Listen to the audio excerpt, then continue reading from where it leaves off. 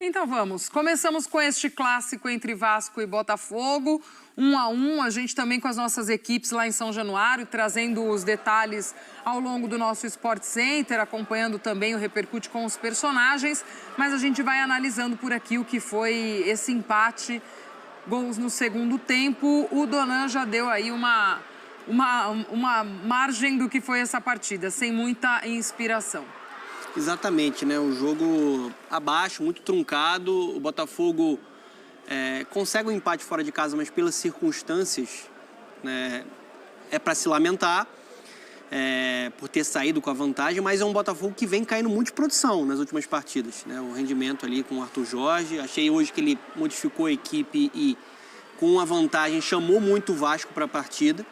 E o Vasco, na base do abafo e da sua única jogada, da sua única solução, que é Piton cruzando para o Verratti, chega ao empate. Acho que a gente tem muitas coisas para comentar, né? Algumas substituições ali do Rafael Paiva, principalmente a série do Payet. Eu já adianto que eu discordo.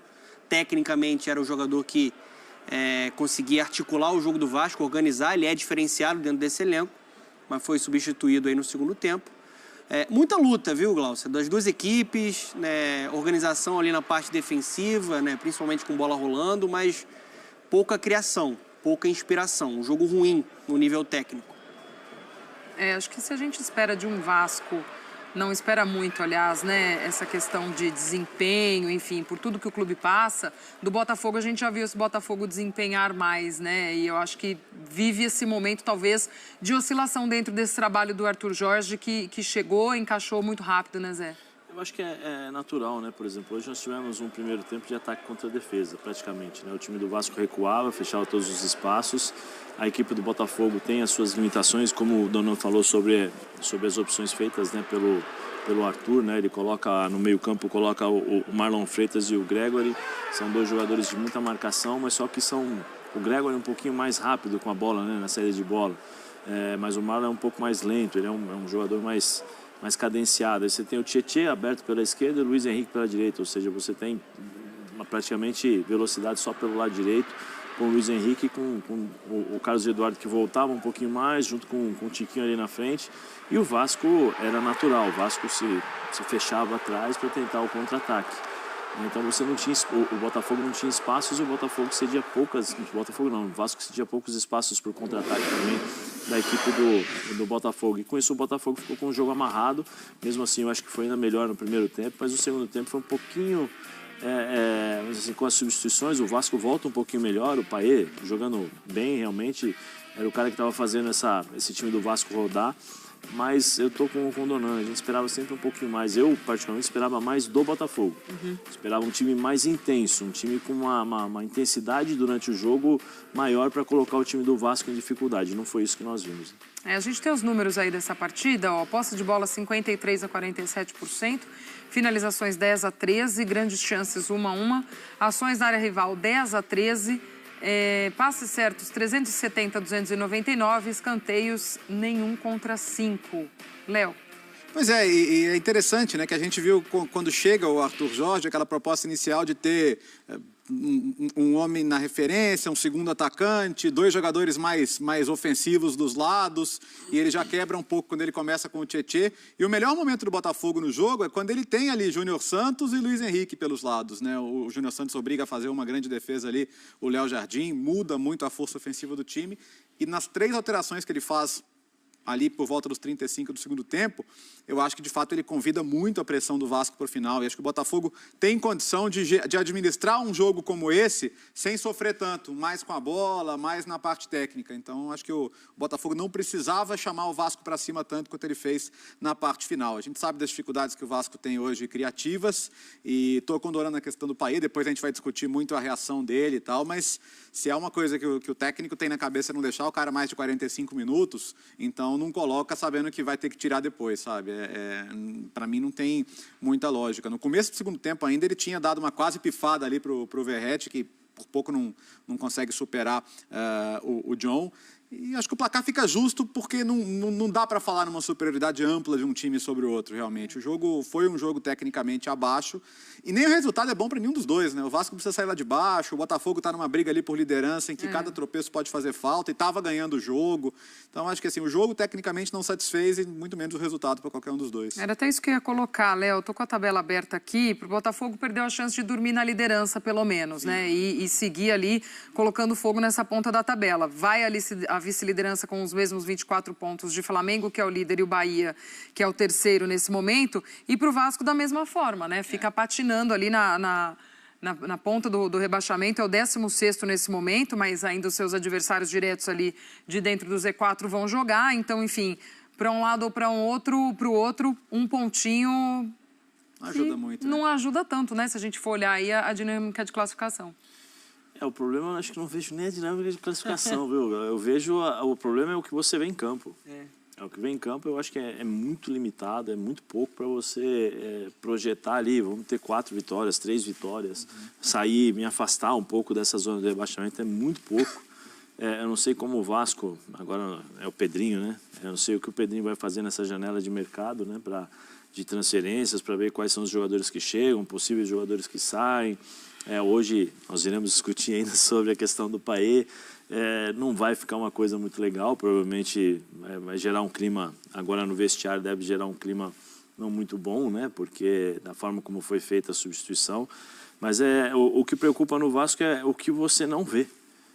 Você vê um time que, como o Donan fala, a gente vê também, corre, se dedica, mas as limitações são muito grandes, né? Tanto que põe o Vitor Luiz na lateral esquerda, pega o Piton para jogar como um ala pelo lado esquerdo, fala, agora ele vai, né? Do meio para frente ele vai tentar fazer alguma coisa.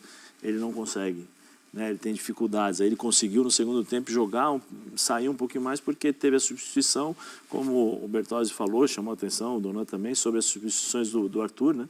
Então, deu os espaços ali suficientes para o Piton sair um pouquinho mais, fazer um cruzamento, uma falha de marcação no meio da defesa do Botafogo. Mas foi só isso. E aí você olha para o Vasco, você fala, o que vai acontecer? Né? Quais são os jogadores que você fala, esse jogador vai crescer, esse jogador vai evoluir? Os meninos, você não pode apostar tudo nos meninos. Né? O João Pedro entrou, o jogador machucou também, o Estrela machucou, a gente não sabe o que... Parece ser uma lesão bem séria. Né? Não pode esperar que esses meninos irão resolver todos os problemas do Vasco, porque são muitos. São muitos. Então, cabe agora ao Pedrinho, né, a sua gestão lá, encontrar jogadores para ter as soluções, possíveis soluções para que a torcida do Vasco possa ter um campeonato, um resto de campeonato, com um pouquinho mais de tranquilidade. Porque senão chegarem jogadores, novos jogadores que coloquem a camisa e vão para o campo e joguem, né? E resolvam determinadas situações, eu acho que a situação do Vasco vai ser bem complicada. Vai ser isso daí, Vasco, esse último Z4 da tabela, né? Eu acho que vai ser bem complicado para esses times aí, porque se você analisar, o Flamengo e o Botafogo tem 20, né? Você estava falando, o Flamengo tem 24 pontos, o Botafogo tem 24 pontos, o Vasco tem 11, são 13 pontos. São muitos pontos ali para você fazer uma projeção. Mas tem que projetar ali com 13, o Cuiabá tem 13, aí você vai subindo Fortaleza 17, ou seja, já são 2 rodadas que você tem que ganhar para chegar, para ultrapassar. Contando com o tropeço dos outros. Só que você não pode esquecer uma coisa, eu preciso que os times que estão à minha frente, né, acima de mim na tabela, percam para poder chegar, para poder passar. Sim. E nem sempre é isso, né? Nem sempre acontece dessa forma, porque o futebol não é assim. Então é uma situação bem complicada. Eu fico, não é chateado, não é isso, mas pela história do Vasco dentro do cenário do futebol brasileiro, né? Eu fico imaginando os torcedores vascaínos, quando que eu vou olhar para o meu time e falar assim, vai disputar título. Sem ser o Carioca, né? Porque o Carioca ali, tudo pode acontecer, mas eu falo um campeonato, uma Sul-Americana, um campeonato brasileiro, quando é que o time vai chegar a disputar ou pegar um G4, alguma coisa assim? É difícil, porque aí você olha pro lado de fora, 777 com liminar, gestão do Pedrinho com, sabe? É bem complicado, bem complicado. A gente viu aí, enquanto você falava, Zé, a lesão até do Estrela que você tinha citado, mas é óbvio que não dá também para depender totalmente desses jovens e como esses jovens acabam entrando na fogueira, né? Nesse desespero. Eu me lembro da gente conversar aqui várias vezes no Sport Center, quando a gente fala num trabalho de base que o Palmeiras faz e consegue usar de forma muito cadenciada e dando os processos para os seus jogadores, e como nos outros clubes, muitas vezes, esses mais jovens têm que entrar nesse afogadilho e como solução e não dá também, né, dona, não dá, né, Léo, para também ficar nessa situação, acaba pegando, né, e é o que o Zé diz, a dimensão do Vasco, o tamanho do Vasco, temporada atrás de temporada nessa pressão, a hora que vem a SAF e fala, agora organiza, não organiza. Traz um outro elemento aí para essa bagunça. E como é que entram esses jogadores também? O Vasco, né? até ele faz um trabalho bom na formação, né, ali nos crias, né, da Colina. Só que o processo que colocam dessa transição base para o profissional é um processo que acaba fritando e queimando muita etapa. Porque no Vasco você não tem, por exemplo, a tranquilidade que o Palmeiras tem para colocar os garotos. É tipo assim, vai lá e resolve. Você vai precisar dar um retorno técnico e um retorno financeiro no futuro. O Estrela é uma boa notícia do Vasco nessa temporada. Um jogador que já vinha se destacando, né, no Sub-20, um atleta de 19 anos, fez um grande jogo contra o São Paulo. No jogo contra o Bahia, naturalmente um pouco mais abaixo, ficou mais isolado ali entre linhas. Hoje não fazia um grande jogo, mas é uma péssima notícia. A gente não tem a confirmação ainda da gravidade da lesão, mas é joelho e não conseguia nem botar o pé no chão. Então, assim, o torcedor do Vasco, nesse momento, ele já fica atormentado, porque nessa temporada o Vasco teve o seu meio-campo dilacerado por lesões. O Vasco não tem um Paulinho Paula, LCA. Não tem um Jair, LCA. 2 titulares, 2 jogadores que elevariam muito, né, o meio-campo do Vasco. Logo no início da temporada. Logo no início da temporada e, assim, com uma sequência aí de alguns dias, né? Um jogo atrás do outro, você perde 2 titulares praticamente pela temporada inteira. Eles até estão numa transição agora, mas é provável que só retornem depois de setembro, né, para tentar ajudar o Vasco nessa briga que o Zé está falando, e é a realidade. A briga do Vasco hoje é, mais uma vez, contra o rebaixamento. Sobre o Estrela, tem que esperar, né? Foi uma alternativa com o Rafael Paiva, que é um treinador que trabalhava na base do Vasco e fez um grande trabalho também na base do Palmeiras. Quando não tinha o Payet, que voltou hoje, né, o Payet estava lesionado, ele precisava de alguém com capacidade de criação. Então ele foi lá e, acho que de maneira acertada, deu oportunidade para o Estrela, assim como deu oportunidade para o JP, que eu acho que fez um bom jogo. Não concordo até com a substituição no segundo tempo ali do Rafael Paiva. Acho que ali perdeu um pouco de qualidade, um pouco de dinamismo que o JP tenta entregar para essa equipe. E ainda tem o Leandrinho também, que hoje não foi uma opção, né? A opção do Rafael Paiva hoje foi dobrar os 2 laterais na esquerda, o Vitor Luiz como lateral e o Piton como um ponta. Não deu certo. O Piton como ponta, ele não se adaptou, ele cresce quando volta a jogar como lateral, tanto que ele dá assistência para o Verratti, né?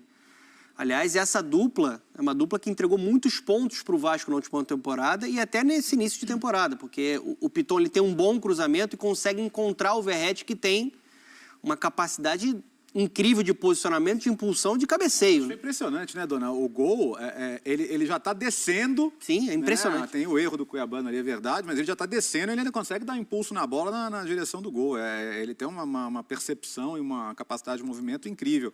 Mas é interessante o que você está falando, né? Porque o peso não pode ir para os jovens e também não pode ir para o Messias, né? Para o veterano. Por quê? O Coutinho é o cara que está aí, está perto de voltar. E eu vejo, às vezes, um torcedor a coisa de, puxa, é o cara que vai vir para nos salvar de todos os pecados. E tá vindo com ele Alex Teixeira, tá vindo Souza. E, assim, são jogadores que ou há um tempo estão fora de uma realidade mais competitiva, ou estão buscando uma retomada de alto nível. Então, a verdade tomara que sejam muito rapidamente solução, mas não há essa certeza no momento. E outro ponto, assim, como é que você vai encaixar taticamente o melhor Vasco? Coutinho, Payet, Verratti. Payet vai ser uma interrogação depois de hoje, como é que ele vai reagir, mas considerando que ele siga no Vasco da Gama à vontade, como é que você monta um time equilibrado e que sustente essas 3 peças ofensivas? Então, é um monte de coisa que você tem que descobrir, porque às vezes parece também que virou essa janela, voltou o Coutinho, que está fazendo assim, ele está escolhendo a volta para o Vasco para fazer algo pelo clube que o projetou, e eu acho isso fantástico. Mas não é ele que vai carregar esse peso também, né? E assim, só para pegar a carona nisso que o Léo tá falando, que é importante, o Vasco é um time que, quando você olha em campo, precisa de qualidade. Tem uma dependência do Payet. O Coutinho vai entregar essa qualidade. Só que, quando você pensa em um Vasco ideal, com Coutinho, Payet e Verratti, você já pode imaginar que esse time pressionar alto ele já não vai fazer. Não vai ter condição. Você vai ter uma reunião de talento, né, que vai te entregar a criatividade com Coutinho e com Payet, mas você precisa no futebol de hoje de força física, de velocidade, dessa imposição. Então vai ser um desafio encaixar. No Vasco atual, pelas opções, eu acho que vai ser assim, vai ser o que tem, colocar os dois. Mas vai passar muito por quem também estiver no comando, né? Exatamente. Do que vai propor como forma de jogar. E até para passar uma informação que acabou de chegar, que eu estava tentando apurar, a negociação do Vasco com o Felipe Coutinho está muito bem encaminhada, assim como o Souza e Alex Teixeira. Só que a negociação do Vasco, inicialmente, a solução que as partes encontraram é que seja uma negociação por empréstimo. A negociação mais viável para acontecer hoje é que o Coutinho chegue ao Vasco por empréstimo, né? E aí, mais para frente, as partes vão tentar chegar a um cenário mais positivo para ter o Coutinho, né, em definitivo. Até para explicar, a opção inicial era ele rescindir com o Aston Villa e chegar livre no mercado. Tinha essa dúvida, né, se seria uma rescisão ou um empréstimo, mas as partes elas conversam para conseguir uma negociação por empréstimo. Até porque o Vasco hoje ele não tem uma capacidade financeira de entregar uma compensação para o Aston Villa. Então, vamos ver como é que vai sair. Essa próxima semana vai ser chave, né, para que essa novela acabe, né? O torcedor do Vasco está muito desgastado com isso, quase um mês já dessa novela, e está, né, com a esperança de ter o Coutinho de volta nessa equipe.